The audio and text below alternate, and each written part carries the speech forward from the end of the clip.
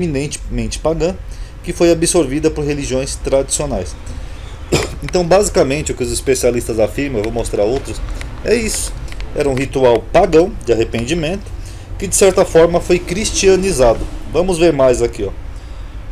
Kaiba Schutel, no seu livro O Batismo, relata: essa prática, que assinala períodos milenários, ou seja, não é uma prática lá do Novo Testamento apenas, parece ter nascido na Grécia Antiga, logo após a constituição de uma seita que cultuava a deusa Torpeza. Então aqui já tem outra deusa, além da Cotita, a deusa Torpeza. A quem denominavam Cotito, não é a mesma, perdão, e a quem os atenienses rendiam seus louvores. Essa seita, constituída de sacerdotes que tinham recebido o nome de Báptas, porque se banhavam e purificavam com perfumes antes da celebração das cerimônias, deixou saliente nas páginas da história esse ato como um símbolo da purificação do espírito. Então vocês notaram que tem uma origem grega? Corroborando com essa versão, ainda temos também o Celso Martins, no seu livro Nas Fronteiras da Ciência, onde ele afirma: batizando as criaturas nas águas do Jordão, no caso ali de João Batista, como símbolo de renovação espiritual de cada seguidor seu, João estava apenas lançando mão de um rito que remontava à Grécia Antiga, pois o batismo é uma prática pagã que nos veio dos sacerdotes da deusa Cotito. Eles se banhavam antes de dedicar suas oferendas à referida deusa na mitologia dos gregos. Como tais sacerdotes se chamavam os Báptas, daí surgiu a etimologia da palavra batismo. Banho em água no ritualismo de muitas seitas cristãs e também orientais. Já no livro Em Jesus e Sua Doutrina de Alater, por sua vez, ele nos dá uma outra origem mais remota do batismo, mais remota até que a da Grécia Antiga. Os antigos persas apresentavam o recém-nascido ao padre, que seria um sacerdote, perante o sol, simbolizado pelo fogo. O padre pegava a criança e colocava em uma bacia com água, a fim de purificar-lhe a alma. Nessa ocasião, o pai dava o nome ao filho. A cerimônia do batismo, do verdadeiro sentido de banho expiatório, já havia também na Índia, anos antes de haver Europa, tendo daí passado para o Egito. Na Índia eram as águas do rio Gange, consideradas sagradas, como ainda hoje, ó, que nem você pode ver aqui. Ó. Até hoje os hindus se banham na água do rio Ganges, porque eles consideram sagrada, que possuíam esta propriedade purificadora, apesar de ser o foco da cólera morbo. Do Gange passou para os hindus, igualmente sagrado, onde se propagou até o Nilo. E aí no rio Nilo se tornou um rio sagrado para os egípcios, e eles também faziam um ritual de imersão, de se banhar nas águas do rio Nilo. Do mesmo modo sagrado, para finalmente terminar lá no rio Jordão, onde João empregava com o mesmo fim e como simples formalidade do seu rito. Então vocês notaram, era comum no mundo antigo, desde a Índia antiga, as pessoas se banharem em rios no ritual de purificação. Eu vou me lavar nessas águas para purificar meu corpo e minha água. Isso passou da Índia para o Egito, do Egito chegou lá no rio Jordão, mas o simbolismo é praticamente o mesmo. Em Samuel Noah Kramer, vemos isso de forma mais clara. Desde os dias do cativeiro da Babilônia e daí em diante, o judaísmo apresentou um enxame de místicos religiosos com visões apocalípticas. Aliás, nós já falamos disso algumas vezes também aqui no canal, até sobre a origem do livro de Daniel, né, que Israel teve sim várias seitas que iam surgindo e corrompendo, né, a cultura, digamos assim, com visões apocalípticas sobre o futuro do homem. Por meio desses visionários, diz o eminente orientalista W. F. Albert, elementos inumeráveis da fantasia pagã e até mitos inteiros entraram na literatura do judaísmo e do cristianismo. Por exemplo, o rito do batismo remonta às religiões da Mesopotâmia, como também muitos elementos da história da vida de Cristo. Entre eles, Dr. Albrecht, estou lendo errado aqui o nome dele, a sua concepção por uma virgem, o seu nascimento relacionado aos astros, o tema da prisão, da morte, descida aos infernos, o desaparecimento por 3 dias e a posterior ascensão aos céus. Por volta de 150 anos de Cristo, com a fundação da seita judaica dos Essênios, é que esse ritual de iniciação passou a ser praticado na Palestina, conforme se lê em Russell and Chaplin. Os manuscritos descobertos entre os papiros do Mar Morto, eles ilustram fortemente que os essênios, com quem João evidentemente se associou, era uma seita que praticava um batismo, requerendo batismo de arrependimento para os convertidos, além de praticarem outras abluções entre eles. Os hinos de Qumran falam de batismo de fogo, tais como um rio em chamas que engolfaria os lançados fora. E alguns bons intérpretes reputam esse batismo de fogo como algo que se refere ao juízo, poderia ser um simbolismo. Parece bem certo, porém, a despeito do conhecimento de João sobre tais ideias, que ele usa a ideia como algo benéfico, que visava o remanescente arrependido e não os incrédulos. Sobre essa seita aqui dos essênios, vamos ver um pouco aqui o que nos dizem Russell e Chaplin em J.M. Bates, os essênios. Eles formavam uma ordem monástica judaica que parece ter surgido no século II a.C. Eles eram exemplo de uma incomum grandeza moral e pureza espiritual, embora houvesse alguns abusos e distorções. Provavelmente foi a primeira sociedade humana a condenar a escravatura, tanto como princípio quanto como uma prática. Era uma sociedade comunal, esotérica, ou seja, meio mística, e extremamente ascética. O que é ascética? Limpa. Procurava lugares isolados a fim de ali viverem e pôr em prática a sua fé. Uma das regiões escolhidas era aquela em redor do Mar Morto. Alguns estudiosos têm associado um ramo, lembrando que aqui é um ramo, dessa seita com os manuscritos do Mar Morto. Então quer dizer que teriam outras variações, tá? Os essênios eram uma das 3 principais seitas, segundo esse doutor aqui. Era os fariseus, os saduceus e os essênios, tá? Grande parte do que os essênios acreditavam já foi descrita nas sessões anteriores desse artigo, afastando-se do judaísmo comum. Eles rejeitavam a guerra, pois eles eram pacifistas. Eles demonstravam uma veneração especial pelo sol, o que não é típico do judaísmo. Isso aqui era uma coisa meio esotérica, sabe aquelas coisas tipo Nova Era, misticismo, essas coisas. Embora não sabemos dizer até que ponto isso conduzia eles. Eles eram comunistas religiosos, que eles partilhavam tudo. Proibiam juramentos. E se excluímos essas coisas, contudo, suas crenças eram parecidas com as do judaísmo atual. No entanto, eles eram um movimento restaurador exclusivista, o que sempre surge no judaísmo, né? Aquelas pessoas que acham que são eles os verdadeiros judeus e que os judeus estão errados. Que pensavam que o antigo judaísmo tinha apostado e que eles eram o verdadeiro Israel. Isso aconteceu com os samaritanos, com os judeus messiânicos. Isso é muito comum. Israel sempre tem esse problema, né, de surgir grupos de pessoas que dizem que eles são os verdadeiros judeus e que o judaísmo é errado. Também é digno de menção o fato de que eles eram deterministas estritos. Eles criam na pré-existência e na mortalidade da alma, assumindo uma espécie de ponto de vista platônico, filônico sobre a alma, que Platão tinha essa concepção. Também acreditavam na reencarnação. A alma a princípio habitava na pureza, mas então ao unir-se ao corpo material ficou aprisionada, o que lembra um pouco o gnosticismo isso daqui. E foi assim que a corrupção da alma teve início. Só um PS aqui, gnosticismo eram seitas cristãs que acreditavam nessa dualidade, tá, pessoal? Algumas diziam, por exemplo, que a matéria era ruim e a alma era boa, o que lembra um pouco o marcionismo também. Eles supunham que as almas boas iriam para a bem-aventurança, ao passo que as almas más seriam punidas eternamente. As influências religiosas a que estavam sujeitos e que explicam, em parte, algumas de suas doutrinas e práticas, parecem ter vindo do judaísmo, especialmente do farisaísmo, do parzeísmo, do paganismo sírio, do pitagorianismo e do neoplatonismo. Ou seja, era uma mistura de judaísmo com filosofia grega, basicamente.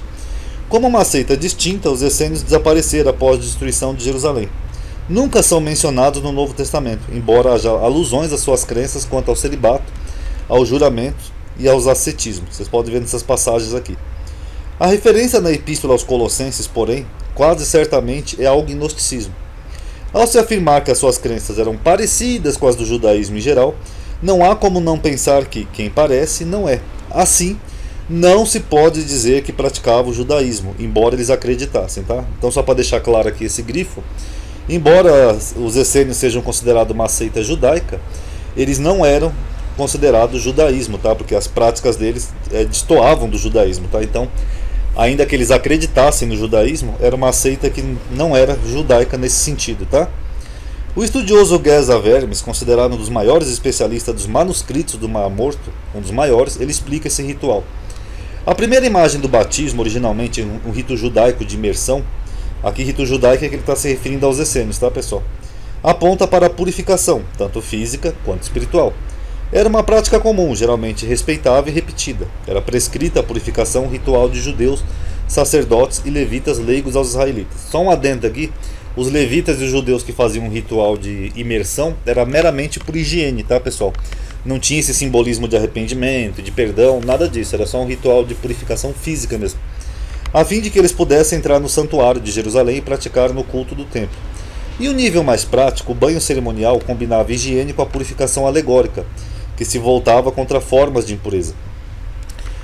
Era imposto para marcar o fim de certas doenças contagiosas, como enfermidades dermatológicas ou genitais, designadas por termo genérico, como por exemplo a lepra e o corrimento. Um banho ritual também restaurava o estado de pureza após contatos com um corpo morto, após relações sexuais para ambos os sexos e após a menstruação e o parto das mulheres. Então tinha uma associação muito forte com a asepsia. Por exemplo, quem tocar o morto deveria se banhar lá não sei quantas vezes, está lá na lei. Então tinha uma relação com isso, para evitar doenças. Algumas formas específicas de batismo judeu só eram praticadas uma vez. Esse é o caso do batismo de penitência, pregado por João Batista, que tinha o interesse de eliminar a impureza do pecado e indicar a mudança na direção de uma via piá conducente ao reino de Deus. Parece que os essênios de Qumran submetiam-se a um banho ritual especial, dedicado à renovação espiritual durante a cerimônia de entrada no pacto sectário. Fiando-se num costume que provavelmente remontava ao primeiro século depois de Cristo, o judaísmo rabínico também obrigava homens e mulheres gentios que desejavam se converter ao judaísmo a passar pelo batismo prosélito, além da circuncisão no caso do homem. Essa fonte de informação aqui eu não sei de onde que é a fonte dela, entendeu? Que esse autor diz, mas eu acredito que sejam aqueles que faziam proselitismo no primeiro século. Entretanto, seja reiterado ou único, o batismo judeu sempre conservou seu simbolismo primário, ou seja, de banho, purificação pela água, apenas um ritual de higiene. Em geral, Paulo não mostra interesse pelo ritual judaico, e sua noção de impureza é sempre no sentido moral. Para ele, Paulo, o batismo é dotado de um significado alegórico, que nada tem a ver com banho. Paulo espiritualiza o ritual de batismo, tá? É só para deixar claro, vocês vão entender. O tanque em que o batismo tinha lugar, só um PS aqui que também tinha o tanque lá de Betsaida, que é mencionado só em João, simbolizava acima de tudo a tumba do qual Jesus se levantou na Páscoa.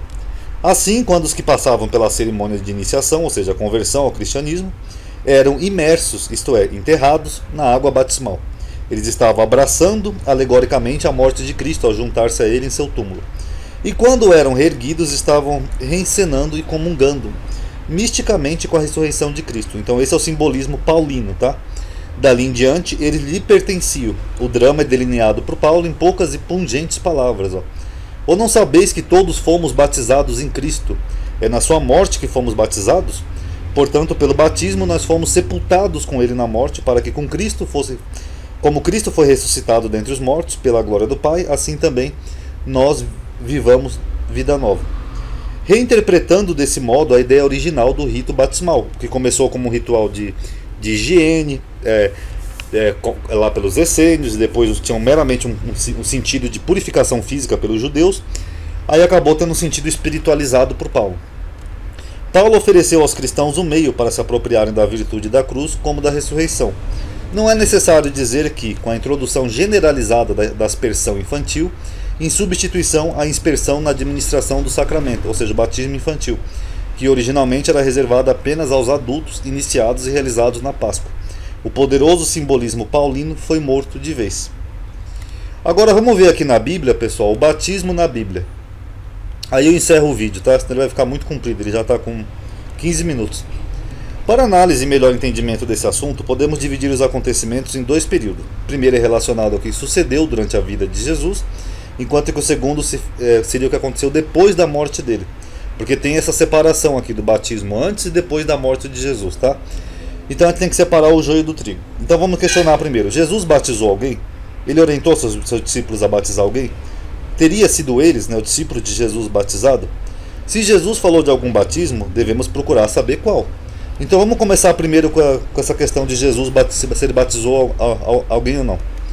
Quanto a saber se Jesus batizou alguém, só no Evangelho de João é que nós vamos encontrar algo a esse respeito.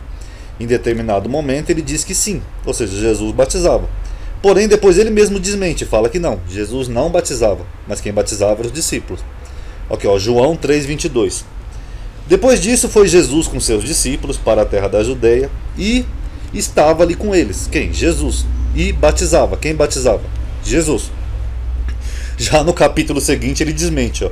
E quando o Senhor entendeu que os fariseus tinham ouvido falar que Jesus fazia e batizava, ou seja, então Jesus batizava mais discípulos que João, aí eles colocam um parênteses aqui, ainda que Jesus mesmo não batizava, tá? Mas os seus discípulos. Essa contradição aqui não é o foco do vídeo, tá? Mas só para deixar claro, esse parênteses aqui é com certeza uma interpolação da igreja, tá, pessoal? O mais provável é que João tenha dito que Jesus batizava assim, tá? Só para deixar claro. Em relação aos seus discípulos, é fato curioso, pois nenhum dos outros evangelistas afirmou isso. Somente em João que conta essa história, que mais parece ser uma história mesmo, né? E não um fato real. Isso é incomum, pois nós não vemos em momento algum Jesus mandando seus discípulos praticar o batismo. Aqui, ó. Jesus manda eles expulsar espíritos, curar doenças, enfermidade, ressuscitar mortos, purificar os leprosos, expulsar demônios. Você não vê Jesus mandando seus discípulos batizar ninguém. Por outro lado, mesmo que seja a verdadeira hipótese de que os discípulos de Jesus estivessem batizando, isso não significa que praticavam o batismo de água, que nem o de João Batista, porque o texto de João ele não fala qual batismo era. Nós vemos que Paulo, por exemplo, o apóstolo dos gentios, ele nota essa diferença aqui em Atos, onde ele fala que tinha dois batismos, o batismo de João e o batismo do Senhor Jesus, que era só colocar a mão sobre as pessoas e pronto, não envolvia água ou outras coisas. Com isto fica claro que o batismo de João, ou seja, o da água, não tinha valor, porque se tivesse, Paulo tinha deixado as coisas como estavam, mas você vê que aqui ele rebatizou as pessoas com o batismo de Jesus. Vocês estão notando? Então tinha uma diferença. Então que fica claro ser pela imposição de mãos. Em outra oportunidade Paulo disse, né, bem enfático: de fato Cristo não me enviou para batizar, mas para pregar o Evangelho. O que nós podemos ver que na crença paulina, na corrente de pensamento dele, o batismo não era importante para a salvação de ninguém, e sim a pregação do Evangelho. De outra feita, Jesus fez várias recomendações aos seus 70 discípulos. Não tem também nelas o batismo. Assim, então, nós podemos observar que quando Jesus esteve vivo, ele passou várias orientações aos discípulos, mas nenhuma referente ao batismo. Será que depois de morto ele mudou de ideia, uma vez que essa recomendação só aparece depois que ele morreu? Aqui, ó. Agora, depois que Jesus morre, nós temos duas referências onde Jesus manda as pessoas batizarem. Mas aí, o que aconteceu? Nós encontramos essas duas passagens que supostamente Jesus teria orientado o batismo. Nós estamos falando supostamente, pois nós vamos ver aqui que essas duas passagens, a primeira é uma interpolação grosseira e a segunda é o reconhecido acréscimo aos textos primitivos, ou seja, é um acréscimo. Primeira passagem é de Mateus 28, todo mundo conhece, né? Onde Jesus fala: vão e façam discípulos de todos os povos, batizando em nome do Pai, do Filho e do Espírito Santo. Essa passagem, é o que por último encontramos Mateus, né, que termina o seu evangelho, é somente o que se vê nela a recomendação de se batizar em nome do Pai, do Filho e do Espírito Santo. Ou seja, em toda a Bíblia, o único passo que diz isso. Nos chama a atenção o fato de que naquela época não se acreditava em Trindade, provando isso que é uma vergonhosa interpolação para justificar a reimplantação de práticas ritualísticas pagãs, posteriormente à morte de Jesus. Agiram dessa forma para transparecer que era coisa comum no período em que ele ainda vivia entre os discípulos. Inclusive aqui que eu tinha mostrado já em outro vídeo, pessoal. Inclusive aqui eu tinha demonstrado já em outro vídeo, ó. Perdão, meu telefone tocou bem na hora. Você pode ver que o próprio Jesus, segundo um fragmento do Evangelho dos Hebreus, que foi preservado por Jerônimo na sua carta contra Pelágio, o próprio Jesus nem queria ser batizado. Ele fala aqui claramente. Só um minutinho, pessoal. Ok, a mãe do Senhor e seus irmãos lhe disseram: João Batista batiza pelo perdão dos pecados. Vamos ser batizados por ele. Aí Jesus respondeu: de que forma eu pequei para dever ser batizado por João? A não ser que talvez o que acabei de dizer seja um pecado de ignorância. Então, é estranho mesmo esse ritual do batismo, sendo que o próprio Jesus, segundo várias evidências, não mandava ninguém batizar, ele não queria ser batizado, enfim. Até aquela passagem ali do batismo de João, se vocês lerem aqui o e-book todo, vocês vão ver que ela parece realmente só uma história. Tanto que João manda depois perguntar para Jesus, né? És tu ou devemos esperar outro? Então fica aí para vocês analisarem.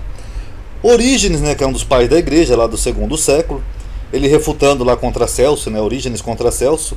Olha o que ele fala desse mesmo Mateus 28 aqui, ó. Ele está citando essa passagem, ó, Mateus 28, 19. Ide, portanto, e fazei todas as nações, que todas as nações se tornem discípulos. Cadê o batizando aqui em nome da Trindade? Não tem. Então vocês notaram que isso é uma construção posterior? Eusébio de Cesareia, um dos pais da igreja, também lá do 2º século. Olha o que ele falou na mesma passagem. Ide, tomai todas as nações discípulas em meu nome, ensinando-os a observar tudo o que eu vos ordenei. Cadê a fórmula trina aqui? Tanto que a própria Bíblia de Jerusalém comenta aqui, ó. É possível que em sua forma precisa, essa fórmula reflita a influência do uso litúrgico, ou seja, da igreja, posteriormente fixado. O que é posteriormente fixado? Quer dizer que não era original de Mateus isso daqui. Porque o livro de Atos, você pode ver na sua Bíblia, ele fala em batizar em nome de Jesus e não em nome de uma trindade. Então isso foi uma alteração para respaldar a trindade e o rito do batismo, ok? E a segunda passagem, eu vou correr aqui um pouquinho só para encerrar o vídeo, pessoal. Aí depois eu continuo em outro vídeo, tá? É aquela do final de Marcos, onde Jesus fala: vão para o mundo inteiro, pregue o evangelho para toda a humanidade, e quem acreditar e for batizado será salvo. Quem não acreditar será condenado. Marcos termina abruptamente no versículo 8, eu acho que eu já falei isso em 500 vídeos aqui do canal. Portanto, este final é uma construção da igreja. Vamos ver a nota da Bíblia de Jerusalém, falo mesmo.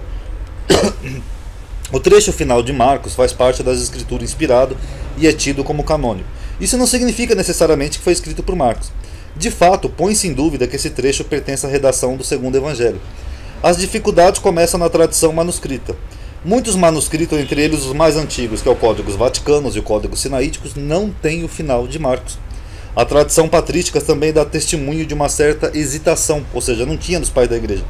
Acrescentamos que entre o versículo 8 e 9 existe nessa narrativa uma solução de continuidade. Além disso, é difícil admitir que o segundo evangelho terminasse no versículo 8 de uma forma tão brusca.